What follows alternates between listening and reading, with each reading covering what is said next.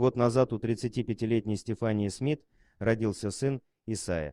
Когда малыш появился на свет, вся ее жизнь наполнилась любовью. Сутки напролет мама и сын проводили вместе, радуясь друг другу. Однако все это длилось недолго. Спустя 3 месяца на коже мальчика появилось пятно, которое превратило их счастливую сказку в полный кошмар. Сыпь становилась все больше и больше с каждым днем. Исайе приходилось чувствовать новые для себя запахи, реагируя на которые его кожа разрывалась и кровоточила. Врачи решили, что у мальчика тяжелая форма экземы. Они прописали малышу топические стероидные мази, от которых Исайе поначалу становилось легче. Прошло некоторое время, и сыпь на коже проявилась еще сильнее прежнего. Мама прибегала к более сильным препаратам, но история повторялась вновь и вновь, ее сыну от лекарств только хуже. Ужасная сыпь покрыла все тело малыша. Его волосы выпадали, чувствительность исчезала. Доктора разводили руками. Врачи думали, что это просто экзема, рассказывала Стефания, все говорили одно и то же.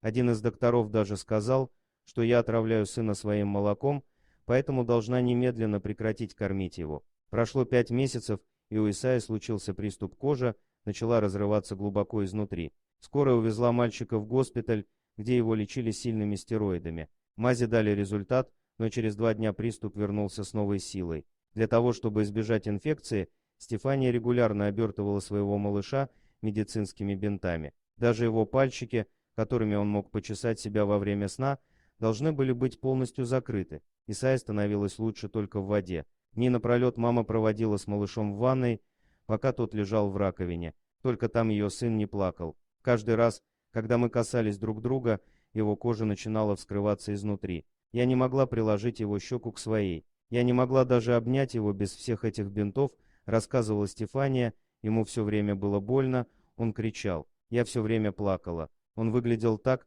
как будто у него не было кожи. Боль была невыносимой все время. Однажды, совсем отчаявшись, я молила Господа о том, чтобы он дал моему сыну другую жизнь. Врачи прямо говорили, что ничем больше не могут помочь. Боль вылилась в отчаяние, слезы не сходили с глаз. Стефания не знала, существовала ли хоть какая-то возможность спасти сына. Немногим позже она заходит на форум в интернете, где случайно натыкается на фотографии детей, имеющих проблемы с кожей. Они обсуждали стероиды. Их побочные эффекты могут делать сыпь еще сильнее, если ты прекратишь их принимать. Стефания отказывается от стероидного лечения сына и решает делать собственные лосьоны и мази. Сочетание лимонной травы и цинка сработало лучше всего. Вскоре на теле Исайи начали появляться пятна, свободные от всякого воспаления. Спустя 10 месяцев после отказа от стероидных мазей, кожа малыша снова вернулась к норме. Нас осматривали 35 докторов. Они все думали, что это экзема. Сейчас я очень хочу показать им фотографии, на которых Исайя полностью здоров. Самое главное, что мальчик, к которому когда-то никто не мог прикоснуться, сейчас может весело играть с другими детьми. Мы потеряли целый год. Целый год я не могла поцеловать его, прикоснуться к нему. Сейчас мы постоянно обнимаем его всей семьей. Ему так нравится. Стефания поделилась своим опытом, чтобы помочь другим. Она, как никто, понимает боль женщины, ребенок, который вынужден беспрерывно страдать. Поделись этой историей, и, может быть, ты спасешь еще одну отчаявшуюся мать и ее больного малыша.